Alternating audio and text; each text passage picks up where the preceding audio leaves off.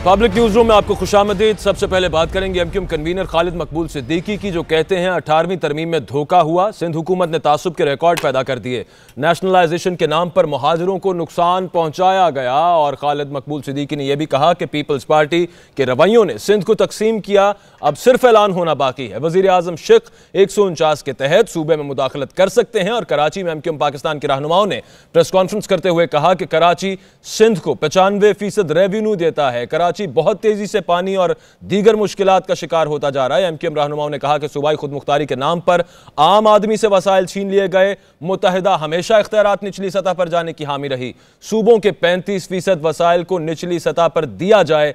Press conference में मजीद क्या कहा था, सुन लीजिए। डेवोल्यूशन ऑफ पावर की बजाय एक्यूमुलेशन ऑफ पावर हुई है सूबों के अंदर। सूबों की खुद मुख्तारी जरूरी है।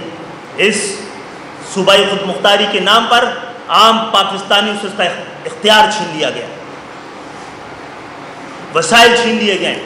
और वो शहर जो पूरे पाकिस्तान को पाल रहा है, जो 95% रेवेन्यू देकर आज उसके हालात ये जाने वाले 1-2 साल में, और हो सकता है इस साल ही, पानी की कमी के नाम पर इस शहर पे कहीं फसादात ना फूट पड़े।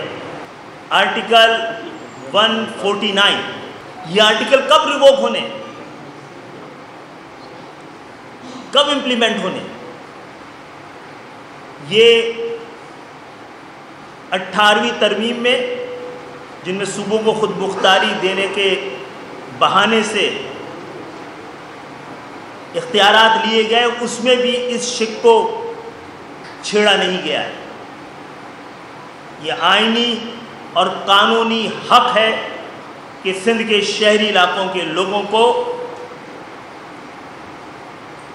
उनका जायज़ हक देखने के लिए आइन में जो जो गुंजाइश बची हुई है उस पर इंप्लीमेंट किया जाए। एमक्यूएम के रहनुमाओं की ये प्रेस कॉन्फ्रेंस आपने मुलाहिजा की। इसका अगर पस मंजर आपको बताएं तो गुज़श्ता रोज़ गोटकी में बिलावल भुट्टो जरदारी ने हुकूमत पर तनकीद की थी, दीगर इत्तेहादी जमातें जो हुकूमत के साथ हैं उन पर तनकीद की थी, कठपुतली हुकूमत कहा था, नाअहल हुकूमत कहा था। इसके अलावा बार बार वो कल फिर 18वीं तरमीम की बात करते रहे कि 18वीं तरमीम को अगर छेड़ा गया तो फिर निज़ाम नहीं बचेगा। साथ ही साथ सदारती निज़ाम की भी कल वो बात करना शुरू हो गए थे। ओवरऑल घोटकी में वो बात क्या कर रहे थे जिसके रद्द अमल में ये तकरीरें की गई, वो आप सुन लीजिए पहले। आटा महंगा, दाल महंगी, गैस महंगी, बिजली महंगी, और दवाइयां भी महंगी कर दी गई हैं कि अगर आप गरीब हो और बीमार हो तो सेहत का इंसाफ ये कहता है कि आप मर जाओ। ये है तब्दीली सरकार का मंशूर, ये है तब्दीली सरकार की मुआशी पॉलिसीज। ये गुर्बत नहीं, गरीब को खत्म कर रहे हैं। ये नाअहल लोगों का टोला है। इस कठपुतली ने कहा कि खुदकुशी करूंगा मगर IMF नहीं जाऊंगा। मगर आज IMF के पांव में बैठा हुआ है। इस कठपुतली ने कहा कि वो 1 करोड़ नौकरियां और 50 लाख घर बनाएगा। मगर आज मेरे नौजवान लाखों की तादाद में डिग्रीज हाथ में लिए बेरोजगारी का रोना रो रहे हैं। इस कठपुतली ने कहा था कि एमनेस्टी स्कीम असल में टैक्स देने वालों के मुंह पर तमाशा है। खान साहब, आप किसका काला धन सफेद करना चाहते हो? अपनी ऑफशोर कंपनीज का, अलीमा बाजी की सिलाई मशीन से बनने वाली न्यूयॉर्क में जायदादों का,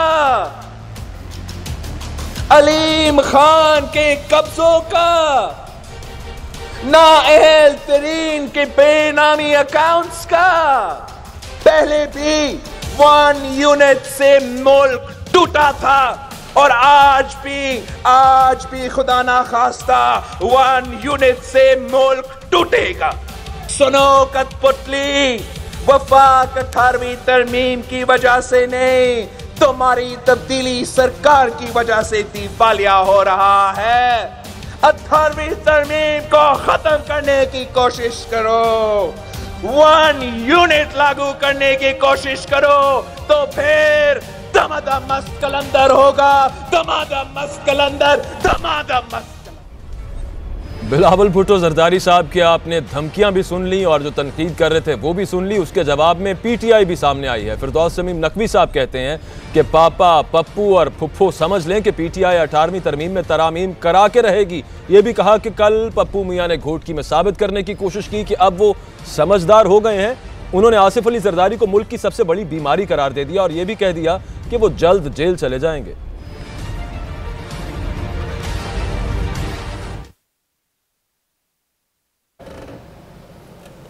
फिरदौस शमीम नकवी पीपल्स पार्टी पर तनकीद कर रहे थे, बिलावल भुट्टो जरदारी पर तनकीद कर रहे थे। कल के रोज घोटकी में बिलावल भुट्टो जरदारी ने जो धुआंधार तकरीर की और जिसमें बार बार न सिर्फ वफाकी हुकूमत को निशाना बनाया बल्कि खास तौर पर वजीर आजम को निशाना बनाया, उन्हें कठपुतली वजीर आजम कहते रहे बार बार। तो यह कहना था फिरदौस शमीम नकवी का कि पप्पू मियां ने घोटकी में साबित करने की कोशिश की कि अब वो शायद समझदार हो गए हैं, लेकिन उनके वालिद साहब आसिफ अली जरदारी जल्द जेल चले जाएंगे, वो बच नहीं पाएंगे। साथ ही साथ फिरदौस शमीम नकवी ने उन्हें मुल्क की सबसे बड़ी बीमारी करार दे दिया। फिरदौस शमीम नकवी साहब ने तो ये बातें की। उनके जवाब में पीपल्स पार्टी के मुर्तज़ा वहाब ने कहा कि बिलावल कह चुके हैं कि 18वीं तरमीम को छेड़ा तो दमादम मस्त कलंदर होगा। मुर्तज़ा वहाब ने कहा कि शाह से ज्यादा शाह के वफादार ना बने, पीपल्स पार्टी की फिक्र छोड़ें, अपनी पार्टी की ग्रुपिंग खत्म कराएं। उन्होंने कहा कि कब्जा माफिया और लोटे पीटीआई में जमा हो चुके हैं।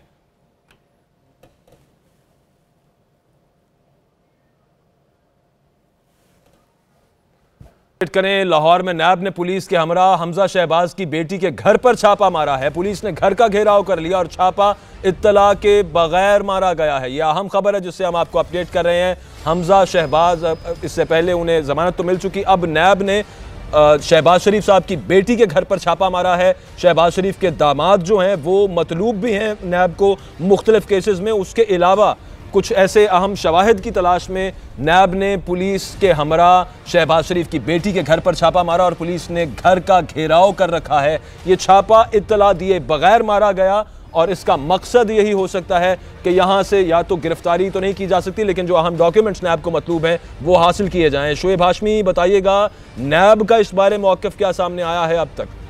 जी बिल्कुल, नैब की टीम ने पुलिस के हमरा आज मियां शहबाज शरीफ की साहबजादी की रिहाइश गाह पर छापा मारा है। इनकी ये रिहाइश गाह मॉडल टाउन में ही वाक़या है। मियां शहबाज शरीफ की रिहाइश गाह के कुछ करीब।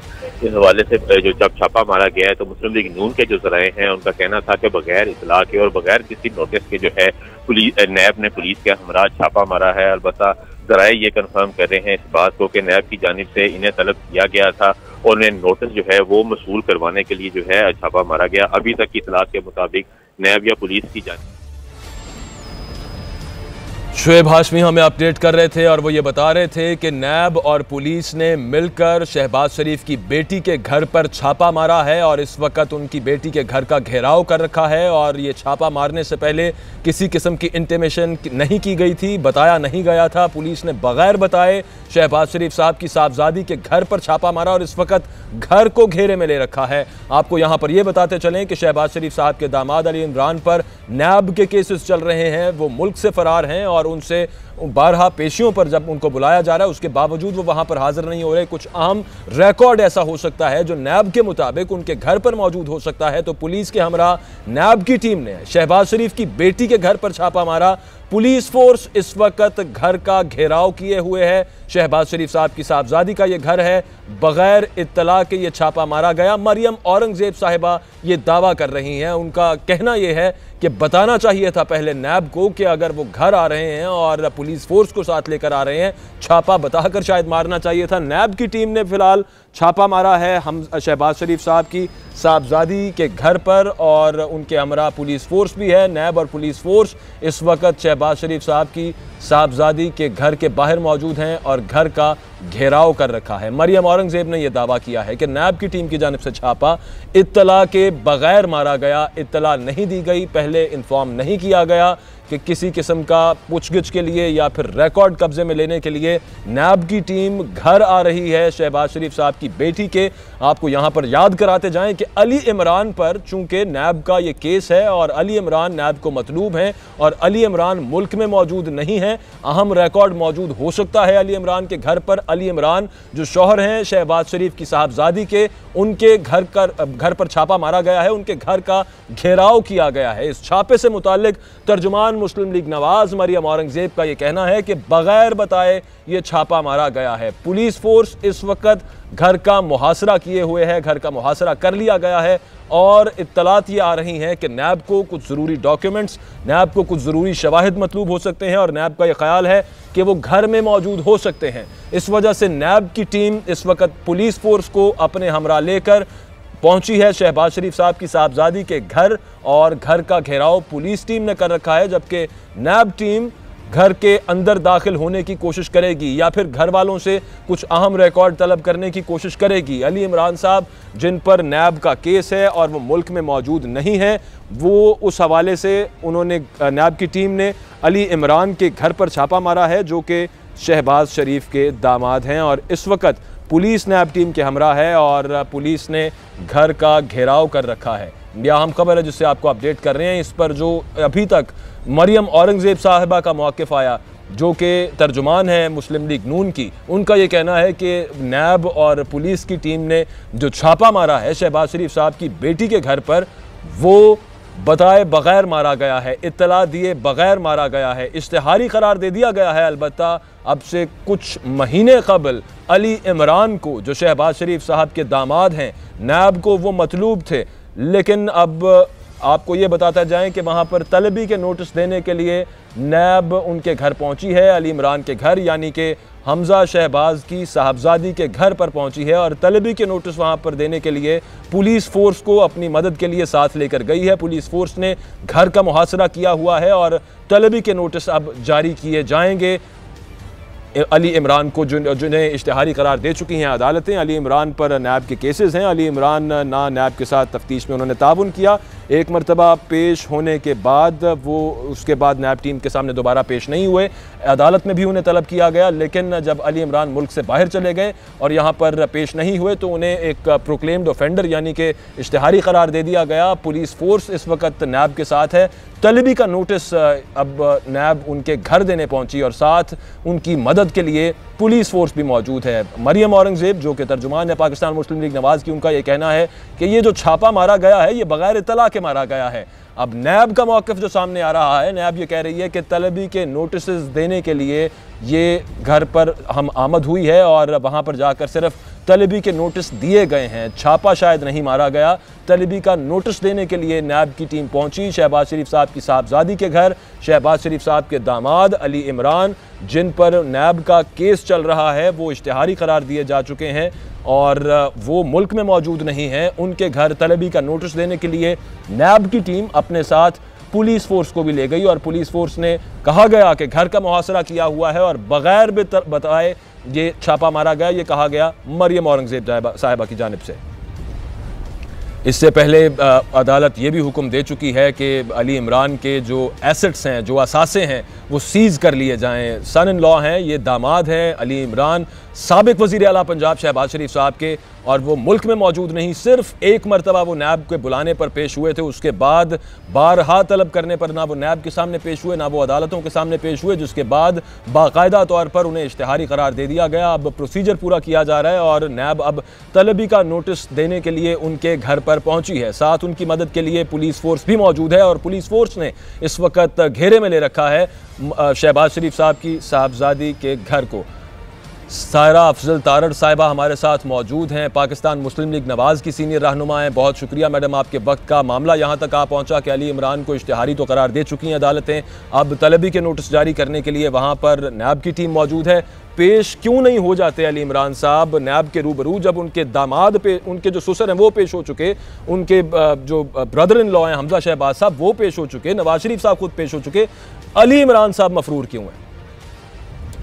ये है कि इस नैब के सामने जो पेश होना है ना, कानून की पासदारी हम सब का फर्ज है और हम कर रहे हैं, लेकिन ये जो ज्यादतियां और जिस तरीके से ये कर रहे हैं मुझे ये बताएं कितने लोग होंगे जो इश्तिहारी होंगे, कितने लोग हैं इन्हीं का कैबिनेट में बैठे हुए फेडरल मिनिस्टर और प्रोविंशियल मिनिस्टर जो हैं उनके खिलाफ सोशल मीडिया पे चल रहा है, उनको नैब को इतना कुछ दिया है लेकिन कोई एक्शन नहीं हो रहा। ये किसको हरास कर रहे हैं? नहीं, जिनकी भी बात, खान साहब के खिलाफ एक्शन हो रहा है, परवेज खटक साहब के खिलाफ इंक्वायरी खुली हुई है, महमूद खान साहब के खिलाफ इंक्वायरी है, इमरान खान साहब के खिलाफ इंक्वायरी है। नहीं तो क्या हो रहा है? कुछ हो रहा है? कोई उनके घरों में छापे पड़ रहे हैं, गिरफ्तार हुए हैं कोई उनको, अलीम खान को तो बेचारे को इन्होंने कुर्बानी का बकरा बनाया ना। आप मेरी गुजारिश सुने कि कभी कहते हैं जी डार साहब क्यों नहीं पेश हो रहे, इस तरह के बाइस्ड कोर्ट को इंसाफ मिलता आपको नजर आ रहा है? इन्होंने हमजा के साथ क्या देखें आपने अभी खुद हमजा शहबाज को रिलीफ नहीं मिला, कल के रोज हनीफ अब्बासी साहब की सजा मुअत्तल नहीं हुई क्या? ने दिया ना अदालत। अब मुझे ये बताएं, अभी अदालतों पर एतमाद नहीं, अदालतों पर एतमाद है। मुझे एक चीज बताएं, हनीफ अब्बासी साहब के केस में साबित हुआ कि ये एक सियासी केस था, क्या उन लोगों को सजा नहीं मिलनी चाहिए थी जिन्होंने सिर्फ इलेक्शन जीतने के लिए इनके साथ ये सारा कुछ किया?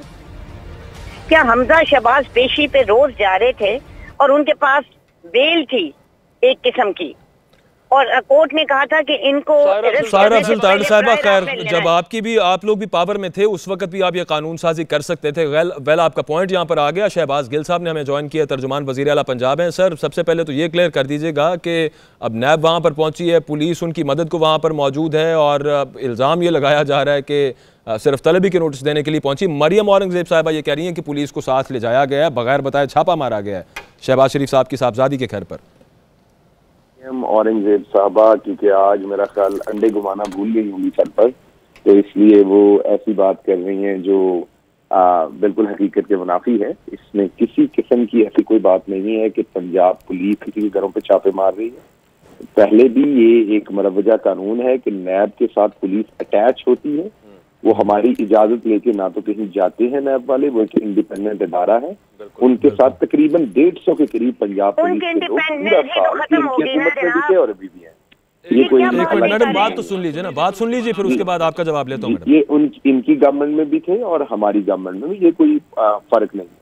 और नैब को अगर कोई अलग पुलिस चाहिए होती कहीं पे उनको अपनी सिक्योरिटी के लिए या किसी एक्शन के लिए, वो पुलिस से डायरेक्ट मांगते, उसमें हुकूमत की किसी किस्म की इन्वॉल्वमेंट नहीं होती। ना है, पहले हुई है, ना अब हुई है, ना होनी चाहिए, ना होती है। तो ये उन्होंने जो भी कार्रवाई करनी है आपको नैब से पूछना पड़ेगा। हाँ, इधर से आपको गलत बयानी और झूठ इस कदर मिलेगा। एक तरफ अभी हनीफ अब्बासी साहब छूट के जा रहे हैं, दूसरी तरफ हमजा शहबाज साहब को सैटरडे वाले दिन आपके सामने बेल मिली है, तो हर तरह का रिलीफ तो इनको मिल रहा है। उसके बावजूद चिल्ला रहे हैं कि इनके साथ जुल्म हो रहा है। अब बता दीजिए जुल्म कहाँ हो रहा है, कौन सा बंदा है इनका जो अंदर रह गया अभी तक? तो किस चीज का इनके ऊपर जुल्म कर दिया इस हुकूमत ने? ना कोई केस बनाया अभी तक, तमाम केस इनकी अपनी गवर्नमेंट के बने हुए हैं। इनसे पूछ तो लें कि जुल्म हुआ कौन सा है, कौन अंदर रह गया इनका?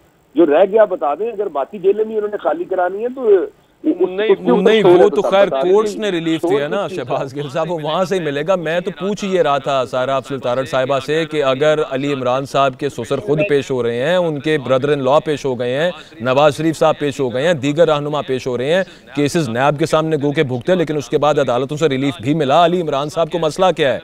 अगर वो बेकसूर हैं तो फिर आके अदालत के सामने पेश क्यों नहीं हो जाते नैब के सामने?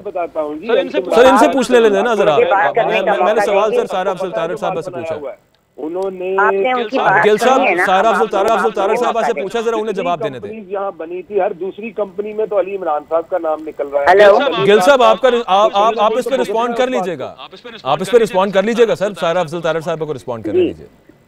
मेरी गुजारिश ये है, एक तो ये कहना छोड़ नैब खुद मुख्तार और आजाद इदारा है। जब नैब पे बात आती है तो प्राइम मिनिस्टर के मुआवने खसूसी उसके हक में बयान देते हैं और उसकी सफाइयां देते हैं और फेडरल मिनिस्टर कॉन्फ्रेंसेस करते हैं, तो कोई नैब का इदारा आजाद नहीं है। डीजी नैब जो पंजाब के हैं वो डायरेक्ट प्राइम मिनिस्टर से इंस्ट्रक्शंस लेते हैं। ये चीज आपको साबित होगी। चेयरमैन नैब किसने अपॉइंट किया था? मुझे वो चेयरमैन नैब किसने अपॉइंट किया? प्रोसिक्यूटर्स किसने अपॉइंट किए? डीजीज किसने अपॉइंट किए हुए? आप सारों को ये बात पता है। देखें, वो रिटायर्ड सुप्रीम कोर्ट के जज थे। सही। अगर आप किसी इदारे को आपकी सिलेक्शन में देखिए, गलती ये तो हर बंदा जो है उसका फर्ज है ना। अगर मैं मानती हूँ, मुझे नहीं पता कि वो फैसला हमारा सही था या गलत था, लेकिन एक कानून इस तरह का काला कानून है, ऊपर से ये नैब को आपने अभी 10 लोगों का, मैंने हर प्रोग्राम में एक बात, मैं तो आपसे सिर्फ इतना पूछ रहा हूँ कि इनके भी बंदे पकड़े हुए हैं। मेरी बात सुने, पीपल्स पार्टी के अलीम खान साहब को तो पकड़ा हुआ है। अलीम खान साहब 3 दफा जमानत की दरखास्त दे चुके हैं, अदालत से उन्हें रिलीफ नहीं मिल रहा। हमजा शहबाज को जमानत मिल रही है, अलीम खान साहब को जमानत नहीं मिल रही 3 दफा से। वहां पर परवेज खटक का केस चल रहा है, महमूद खान साहब के बारे में बात चल रही है, केस इंक्वायरी चल रही है इमरान खान साहब की भी। मिफ्ता इस्माइल साहब ने आके इकोनॉमी में इनको आईना दिखाया, उस बोर्ड में 10 और लोग हैं, लेकिन उनको बुलाया गया नैब ने। शाहिद खान अब्बासी साहब ने इस मुल्क पे जो LNG वाला एहसान किया, उसके मुकाबले में अब बहुत सारी चीजें जो सवालनामा उनको दिया गया, आप सुन के हैरान होंगे। हर बंदा जो बोलता है, मैंने इनको कहा था कि ये इतने खुद मुख्तार ये करना चाहते हैं ना, अकाउंटेबिलिटी एहतसाब करना चाहते हैं करप्ट लोगों का, हर पार्टी में टॉप की लीडरशिप से शुरू करें। ये जो आजकल गंदा कर रहे हैं हमजा शहबाज और शहबाज शरीफ को मनी लॉन्ड्रिंग में, 10 अपने इनके लोग हैं जिनके इससे ज्यादा बदतर हाल है। देखिए, जो आप बात करते हैं, हर किसी को कानून की पासदारी करनी चाहिए, करते हैं, अदालतों का एहतराम भी कर। नैब से हमें रिलीफ नहीं मिला, इन्होंने गलत बयानी की, जो ड्रामा 2 दिन इन्होंने मैं खैर बात यही कर रहा था कि चले मान लिया कि नैब से अगर आपको रिलीफ नहीं मिला, कोर्ट से तो रिलीफ मिला, तो ये अली इमरान साहब को भी इस पर कुछ एतबार कर लेना चाहिए था कि अदालतें रिलीफ तो दे रही हैं और शायद मेरिट पर दे रही हैं, उनको इंसाफ की तवक्को होनी चाहिए थी, पेश हो जाते तो ज्यादा बेहतर था। शहबाज गिल साहब, आप रिस्पॉन्ड करना चाहेंगे क्विकली? जी, रिस्पॉन्ड इसका यही है कि जी अली इमरान साहब जब अपने ससुर की हुकूमत में करोड़ों रुपए के किकबैक्स ले रहे थे और इसीलिए वो यहाँ से फरार है, एक ऐसी फैमिली जिनके आधे से ज्यादा लोग मफरूर हैं, फरार हैं, मुल्क से वो बाहर हैं, एब्सकॉन्डर हैं। आप मुझे बताइए कि अगर किसी और गरीब आदमी के कोई बंदा एब्सकॉन्डर हो तो उनकी तो भैंसें उठा लेते हैं, फैमिली को उठा लेता है। यही कानून है ना, इनकी अपनी इनकी पुलिस इनके नीचे यही होता रहा है। इनको रिलीफ भी मिल रहा है, इनको अदालतों में भी सुना जा रहा है, इनको नैब में भी सुना जा रहा है, फिर भी चीखते हैं, पता नहीं चाहते क्या है। अभी तो वो पैसा भी वापस इनसे नहीं निकाला गया जो इन्होंने लूटा है, तो अब पता नहीं मसला है क्या। रिलीफ भी इनको मिल रहा है, आउट ऑफ द वे जाके रिलीफ ये सीख कर लेते हैं जहां जहां से इनका दिल करता है, उसके बावजूद इनको मसला है। कहने का मतलब ये कि अदारे आजादाना काम कर रहे हैं, अदालतें आजादाना काम कर रही है, नैब आजादाना काम कर रही है, ये अपने वकील करते हैं बड़े बड़े, वहां से ये रिलीफ लेते हैं, उसके बावजूद इनको अदालतों ये जब ये बात कहते हैं कि इनके साथ जुल्म हुआ, तो बुनियादी तौर पर तो ये को ही बुरा भला कह रहे हैं ना। तो पहले ही अदालतों में सुप्रीम कोर्ट में इनके लोग कहते थे भुज भरे हुए हैं जो तोड़ने हैं, हमने जलसों में कहते थे, क्या से क्या अल्फाज इन्होंने इस्तेमाल नहीं किए, मुझे क्यों निकाला, और ये कहा कि जजों को कोई हक नहीं है, जो जज वहां बैठे हुए हैं वो मुझे वो कह दें कि आप डिस्क्वालिफाइड हैं। पहले ये जुबान आला तरीन अदालत के बारे में इस्तेमाल होती रही, फिर दूसरी अदालतों के बारे में भी ये होती रही, उसके बाद अब नैब के ऊपर चढ़ाई गया। चलें शहबाज गिल साहब, वो तो पुरानी बात हो गई, आजकल तो अभी हो सकता है आने वाले दिनों में शायद कुछ तारीफें भी हमें अदलिया की सुनने को मिल जाएं PMLN की तरफ से। अलबत्ता मेरा जो सवाल था वो वहीं का वहीं रहा। मैं पूछ रहा था सारा अफजल तारड़ साहिबा से कि आ क्यों नहीं रहे अली इमरान साहब, बाकियों को तो रिलीफ मिल रहा है, कोर्ट्स की तरफ से उन्हें भी इस अदालती निज़ाम पर एतमाद होना चाहिए। बारकैफ बहुत शुक्रिया शहबाज गिल साहब, सायरा अफजल तारड़ साहिबा, आप दोनों का। पब्लिक न्यूज़ रूम एक ब्रेक का वक्त है, वापस आते हैं कुछ और खबरों के साथ।